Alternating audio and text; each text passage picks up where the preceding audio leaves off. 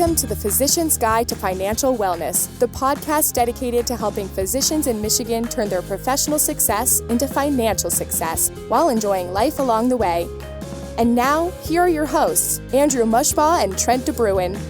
Hi everyone, and welcome to another episode of the Physician's Guide to Financial Wellness. This is Trent DeBruin, and I'm joined, as always, by my co-host, Andrew Mushbaugh. And today we're going to talk about a thrilling topic, and that's insurance. And we're guessing not many of you woke up this morning thinking about whether you have the right types and amounts of insurance. Although, Andrew, you might have woken up this morning thinking about insurance. Yeah, luckily it was only because we're recording the podcast today. But when it comes to financial planning, insurance, like estate planning, isn't always a fun topic to discuss, but it's an extremely important part of any comprehensive financial plan, which you'll see throughout our discussion today. And before we get started, when talking about insurance, we always like to let people know that we don't actually sell insurance. We're fee-only financial advisors, which means the only way we're compensated is through an annual fee directly from our clients. And we don't receive commissions from selling insurance or from the investments we recommend. So when it comes to insurance, we provide guidance on the types and amounts of insurance our clients need based on their situations, then help them get the cheapest price by using an independent insurance agent. Yeah, we like to add that part in so people know we're never trying to convince them to have more insurance than they need. Exactly. We want people to have as much as they need, but no more than that. And just to give you a little sense of what to expect in this episode, we're going to start with a brief high-level overview of insurance, then dive into some of the specific types you should have as a physician, talking about what each is, its purpose,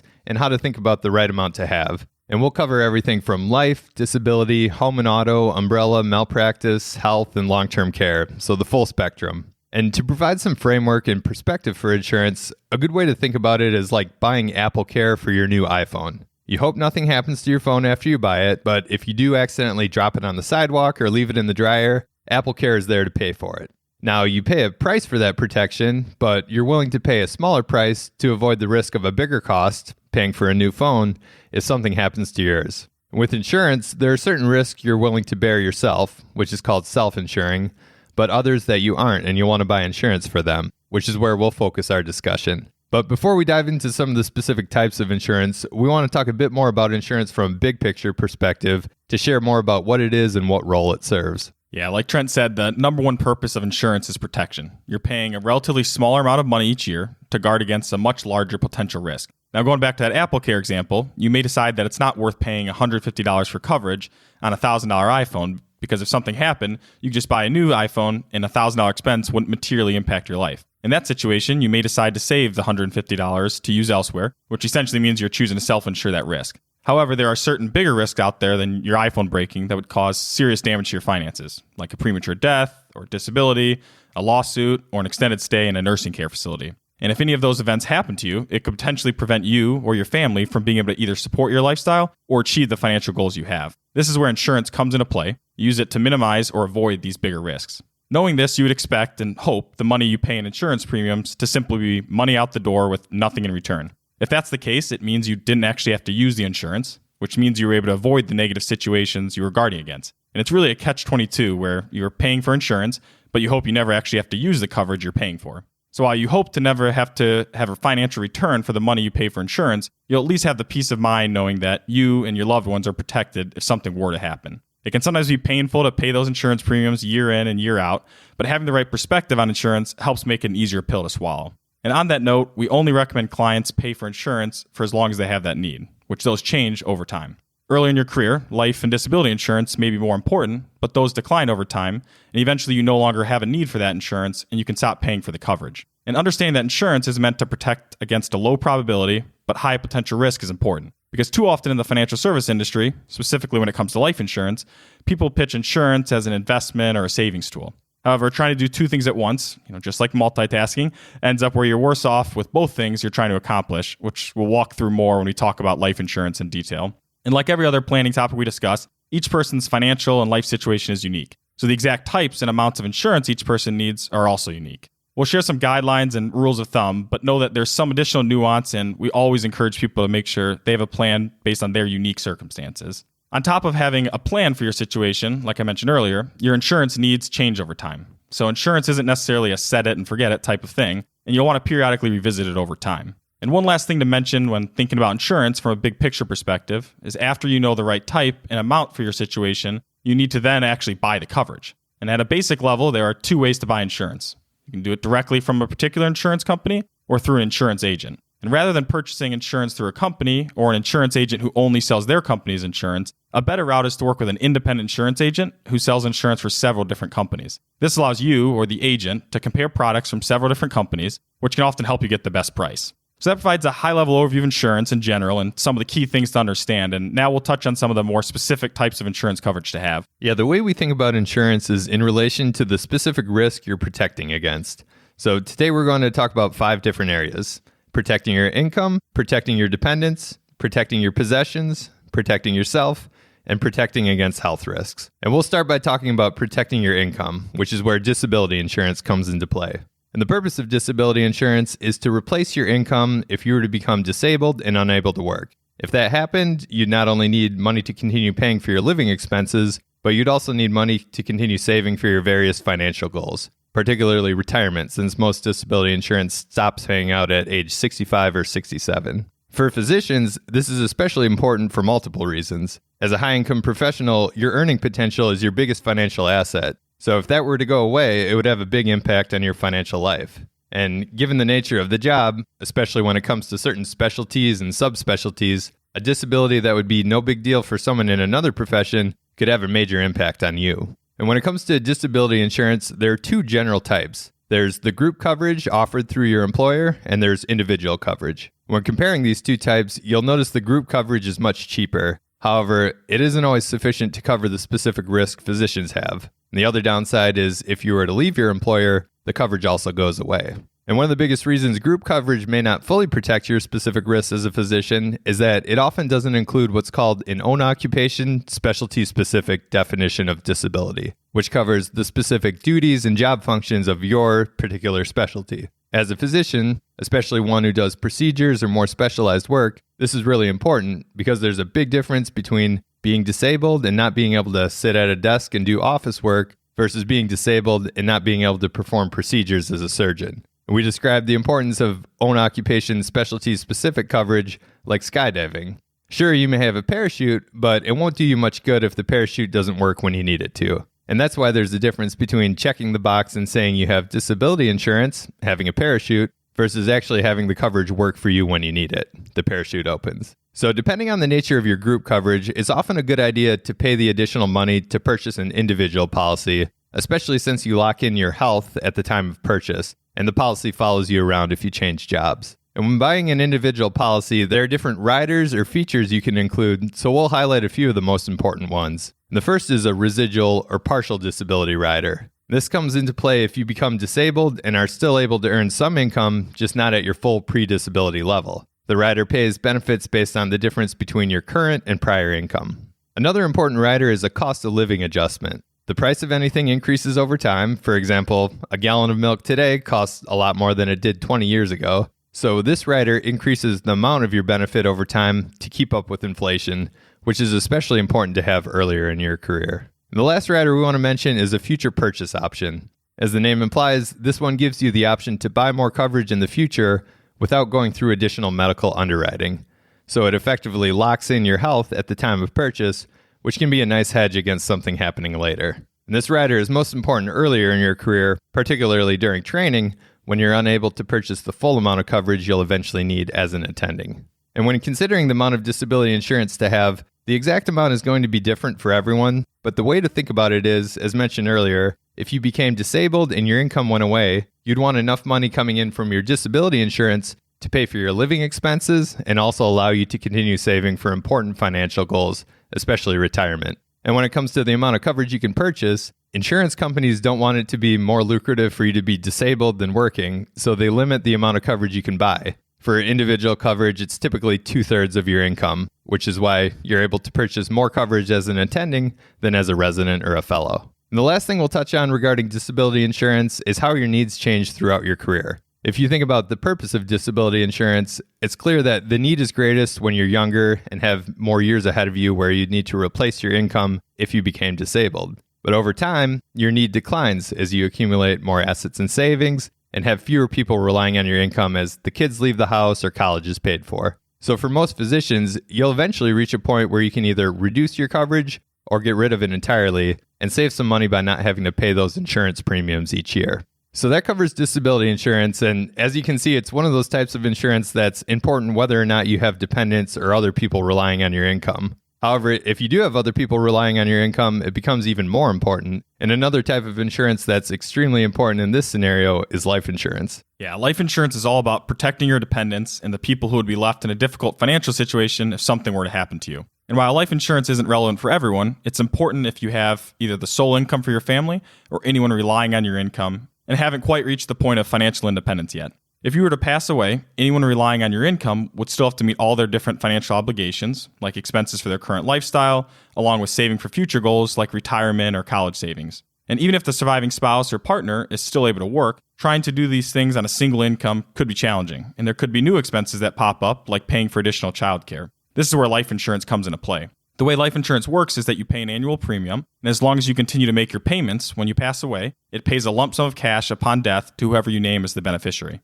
And similar to other types of insurance, the exact amount you'll need will vary dramatically depending on your situation. But the way to think about it is that you generally want to have enough coverage to be able to pay off any outstanding debt, such as a mortgage, while also allowing your dependents to continue paying for their living expenses and saving for any future financial goals like college for the kids or retirement. As a general rule of thumb, the amount of coverage you need early in your career tends to be around 8 to 11 times your income. So step 1 is first understanding how much coverage you need, and then step 2 is figuring out the best way to purchase coverage to protect your dependents for as long as there is a need, and then buying it in the most cost-effective way. In terms of the right type of life insurance, this is something that tends to trip people up, so we'll explain the different types and what we recommend in 99% of the cases.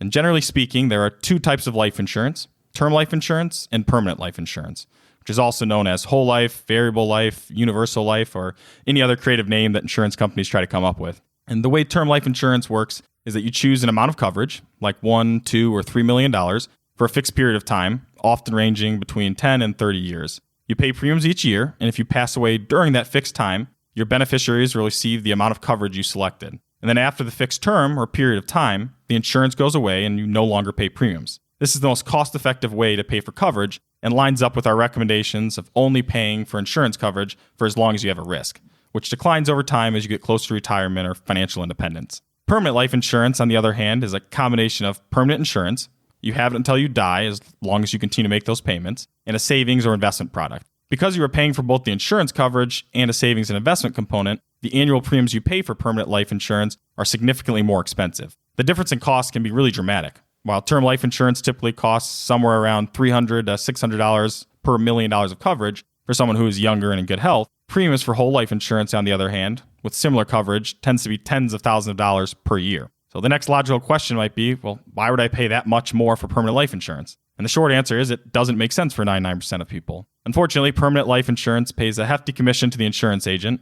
They may get 50% of the premiums you pay for the first year and a percentage of that ongoing, which is why they are heavily incentivized to sell you this type of coverage. With permanent life insurance, the insurance agents pitch you a guaranteed investment return in addition to the insurance coverage. However, the reality is you end up paying significantly more for your life insurance coverage and end up with worse investment returns than you could get elsewhere without the additional costs. And if something sounds too good to be true, it usually is, and insurance companies aren't offering products out of the goodness of their hearts. And a better route is to purchase life insurance in the most cost-effective way that covers your risk for as long as you have the need, which is done through term life insurance. Said differently, instead of paying $15,000 per year for permanent life insurance coverage, it's better to pay $1,000 a year for the same life insurance coverage and then investing the remaining $14,000 a year that you're saving in premiums into other accounts like a Roth IRA, retirement accounts, or a taxable investment account. Another reason we prefer term life insurance is that it's much more flexible than permanent life insurance. You can stop paying premiums at any time without a penalty, and the coverage simply goes away. This is something you can do once you've reached the point where you're financially independent, whereas with permanent life insurance, there are significant penalties and surrender charges earlier on, and the tax consequences in the future when you take money out, along with unnecessary complexity with 30-page illustrations on potential issues that could come up down the road. And the flexibility is especially important because, similar to disability insurance, your life insurance needs evolve over time. And as we've discussed, the purpose of life insurance is simply to protect against a financial risk for as long as it exists. As you get older and accumulate more in savings and investments, you pay down the mortgage, and the kids are off to college, your need for life insurance declines. So if you have term life, you can either stop paying the premiums when you no longer need it, or just let the policy expire at the end of its term. Yeah, it's great to have that flexibility, and we like to joke that we have an unofficial secondary mission at MD Wealth Management, which is to help people avoid being unnecessarily sold whole life insurance. Yeah, exactly. We can't stress that enough. Now, so far, we've talked about protecting your income and protecting your dependents, but now we're going to move on to protecting your possessions, which is where property and casualty insurance comes into play. And the two most common types of property and casualty insurance are home and auto, so we'll focus on those. When it comes to home and auto insurance and why you need to have it, there are two important aspects. One, the cost of replacement, and two, liability protection. We'll start with the cost of replacement. So when thinking about your various possessions, for most people, your house and your car are two of the most expensive assets you have. And going back to our earlier example of buying AppleCare for your iPhone, for some people it's worth paying for, while other people are happy to go without it or self-insure, knowing they'll have to pay for a replacement if something happens. However, when it comes to your house or your car, not many people can afford to just buy a replacement if something happened. So the idea of self-insuring against a fire in your home or a tree falling on your house or a car isn't realistic, and you want to have insurance that will pay for a replacement if needed. The other reason to have home and auto insurance, as mentioned, is for the liability protection. These policies typically carry $250,000 to $500,000 or sometimes more of liability protection. And unfortunately, given how common litigation is in today's world, if you're in a car accident where you're found to be at fault, or if someone slips on your property and gets injured, there's always the potential for them to sue you as a result. And considering the cost of medical treatment and other damages that can be awarded in a lawsuit, the dollar amounts can be high, which is why you have that liability protection in place. So if the person suing you wins the lawsuit, they can be paid out from your insurance coverage as opposed to them going after your personal assets. And we won't go too far into the details of home and auto insurance here, but just a few general points and tips to consider. The first is related to the deductible. Your insurance coverage always has something called a deductible, which is the amount that you have to pay out of pocket before the insurance kicks in and pays for everything above it. For auto insurance, this might be $250, $500, or $1,000. Well, for home insurance, it could be $1,000, $5,000, or $10,000. And the way pricing works for insurance, the lower the deductible, the higher the cost of insurance, and vice versa. So knowing that you would expect, or at least hope, not to ultimately have to use the insurance, it can make sense to go with a higher deductible amount, which can help save on annual insurance premiums. And even if you do ultimately have to use your insurance, the annual savings often make up for that higher one-time deductible payment.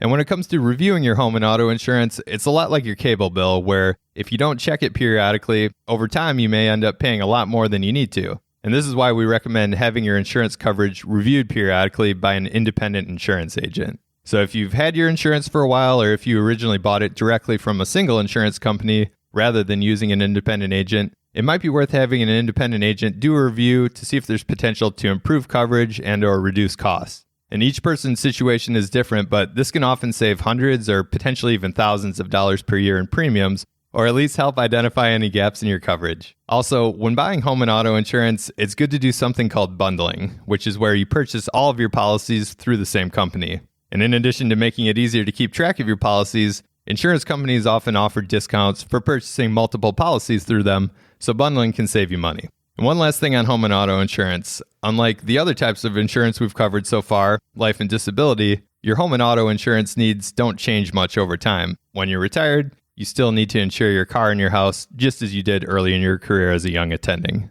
Yeah, unfortunately, just like taxes, there are always going to be certain insurance coverages that you need to pay for. And the next part of insurance we'll touch on relates to protecting yourself, which there are two types of risks to consider: personal and professional. Your personal liability is partially covered by the home and auto insurance part, but for people with higher net worths, you may not be fully covered on the personal liability side, which is where having an umbrella policy comes into play. And the second part of professional liability is where malpractice insurance provides coverage. We'll start with the professional liability side and malpractice insurance. And we know that for most physicians in the area, malpractice insurance isn't something you need to think about as much, since most of the big health systems provide it for their physicians through the employer.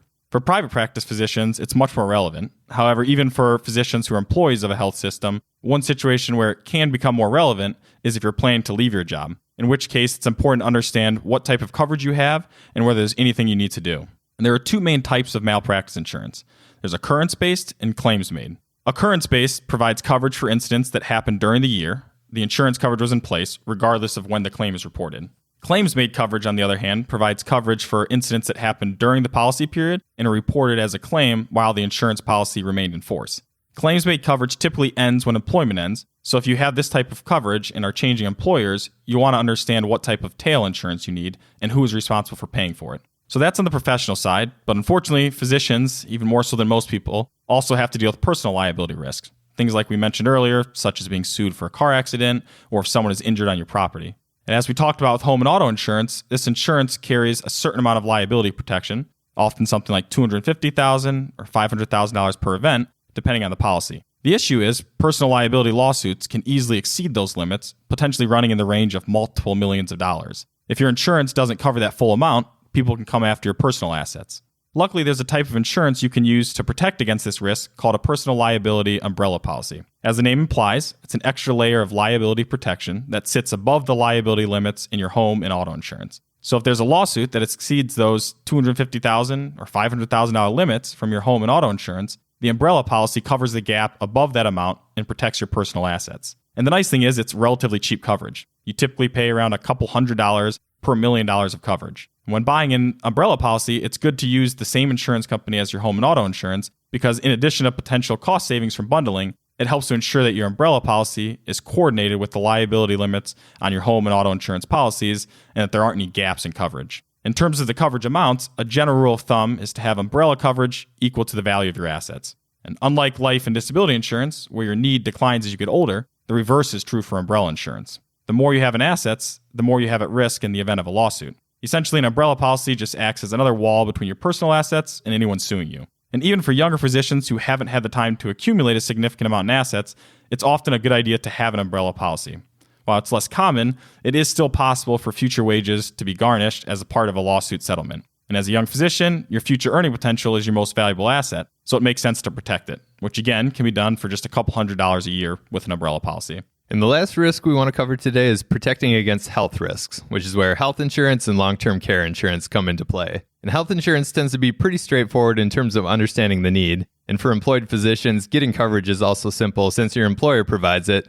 However, you do have to decide which plan is best for you. For most employed physicians, your employer typically offers several different health insurance options, and you have to choose one each year during open enrollment. This is the case for U of M, Henry Ford, Beaumont, St. Joe's, and the other local systems. And often there's a PPO option, an HMO option, and one that's eligible for an HSA or health savings account, although not at U of M. And there are trade-offs between the different plans. Depending on the plan you choose, you're going to pay different amounts in monthly premiums, have a different deductible and out-of-pocket maximum, and if a plan is HSA eligible, you'll have potential tax savings and contributions from your employer. So what you want to do is look at your healthcare situation or that of your family and weigh the qualitative aspects, things like access to certain providers, with the quantitative aspects, costs and potential savings, to figure out which plan is best for you. For younger, healthier individuals and families, it can often make sense to do the higher deductible plan, assuming it provides the access you want, because you can save on premiums each year, along with potentially saving to an HSA account, which is the only triple tax-free account available and is actually another potential account you can use for retirement savings. On the other hand, if you use your health insurance a lot each year and are comfortable with the providers in your network and needing a referral to see a specialist, it might make sense to go with the low deductible plan or the HMO option. And the reason for this is because even though you pay more in premiums each month, if you know you'll have a lot of costs in a year, like having a baby, you may save money on total overall costs because you had a lower deductible and or lower out-of-pocket maximum. But the key message here is that you want to be intentional about making the decision and weigh the different variables to figure out what's best for you. So that covers health insurance while you're employed, but health insurance is obviously something you need throughout your life, so it's also important in retirement, whether that's early retirement or retirement at the traditional age of 65. If you retire prior to 65, you'll need to purchase your own private health insurance. For some employers like U of M, there's potential to receive some supplemental or subsidized health insurance coverage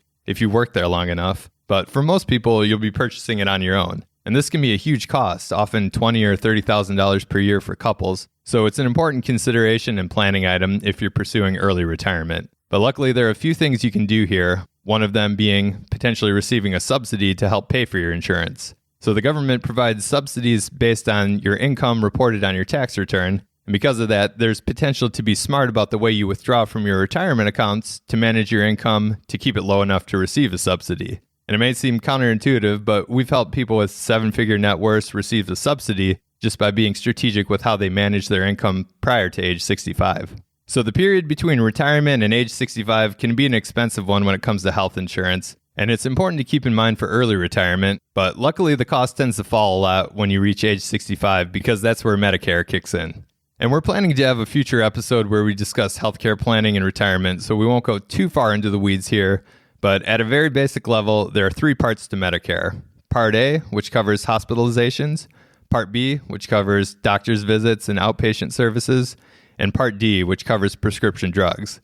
And Part A is paid for by the government, but Parts B and D are what you have to pay for, and your premiums will vary depending on your income. And while Medicare covers most of your health insurance costs, it doesn't cover 100%, so for most people, we recommend purchasing something called a supplemental policy, which covers the remaining portion that Medicare doesn't and ensures that you're fully covered. Yeah, and outside of health insurance, another risk that becomes relevant later in life is the potential for long-term care needs. And the risk we're talking about here is an extended stay in a nursing care facility. Nursing care is extremely expensive, often $100,000 or more per year. So this is something that can have a really big impact on your financial life and your financial plan in general, if it materializes. There are several different ways to handle this risk, but one of them is purchasing long-term care insurance. However, unlike the other types of insurance we've discussed, long-term care insurance isn't necessarily something that everyone has to have. Long-term care insurance tends to be quite expensive, and depending on the type of long-term care insurance you purchase, the cost of premiums can increase significantly over time after you purchase it. So the cost of insurance isn't always worth it relative to the risk you're protecting against. And it's really a catch-22 where if you can afford to purchase long-term care insurance, you likely won't need it. And if you do have a need for the insurance, then the cost may be prohibitive because it would mean you'd have to make too many sacrifices with your current lifestyle. And it also doesn't have to be all or nothing, where you purchase enough long-term care insurance to fully cover any future potential costs. You can always choose to purchase a smaller amount of coverage to help bridge the gap and make it more cost-effective with the premiums you pay. However, regardless of the route you choose between buying long-term care insurance or self-insuring and having a certain amount of money earmarked, you need to have a plan for how you'd pay for potential long-term care costs. Or you can always just bank on your kids having to take care of you too. That's your plan, right? Having Grant take care of you when you're old? Yeah, that's the trade-off from you funding his 529 plan over the coming years. We better get that in writing. Well, I think that's about enough insurance talk for one day. Come on, we're just getting started. Well, hopefully that was helpful for everyone. And as we talked about at the beginning, we all have a number of risks out there that, while lower probability, if they materialize, they could have a big impact on our financial situations or those of our loved ones. So that's really what insurance is all about. Paying a certain amount of money each year to avoid a much larger cost if one of these risks happen to impact you. And insurance is all about protecting against these risks, and hopefully our discussion today gave you an understanding of the key risks to focus on and how to guard against them. And just to summarize the key takeaways, so number 1, protect your income with disability insurance. Make sure you have the right amount as well as the right type given the specialized nature of your work as a physician. Number 2, protect your dependents with life insurance. Make sure you have enough so that the people who depend on your income wouldn't be left in a tough spot if something happened to you, and make sure you focus on term life insurance rather than permanent or whole life insurance. Number 3, protect your possessions with property and casualty insurance. Make sure you don't have to replace the cost of your home or car out of pocket if something happened to it, and make sure you have the liability protection associated with both. Number 4, protect yourself with umbrella and malpractice insurance. Guard against the risk of personal and professional lawsuits with these types of insurance. And lastly, protect against health risks with health insurance and potentially long-term care insurance. Make sure you have the right health insurance plan for your situation and stage of life, and while not everyone needs long-term care insurance, everyone should at least have a plan for protecting against potential long-term care costs. As always, thank you for joining us for another episode of the podcast. We really appreciate you taking the time to listen, and we enjoy this opportunity to provide education and to share with all of you what we hope is useful and actionable information. If you want to check out the show notes, you can find them at mdwmllc.com/podcast. You can also email your questions and feedback to info@mdwmllc.com. We'll be sure to include a link in the show notes to our downloadable guide, The Toolkit for Optimizing Your Finances as an Employed Physician. It covers a lot of different areas in your financial life, but one of them is insurance, so feel free to grab a copy of that if you're interested. But take care, everyone, and we'll look forward to talking to you again soon. Want even more ideas, tools, and resources on how to make smart financial decisions? Check out the resources section of MD Wealth Management's website at mdwmllc.com, where you'll find additional knowledge and insight from Michigan physicians, including a blog, ebook, and one-page guides.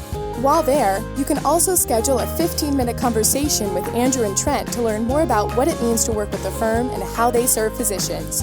If you've enjoyed the content, please leave a review on iTunes and share with your friends and colleagues. Thanks so much for listening.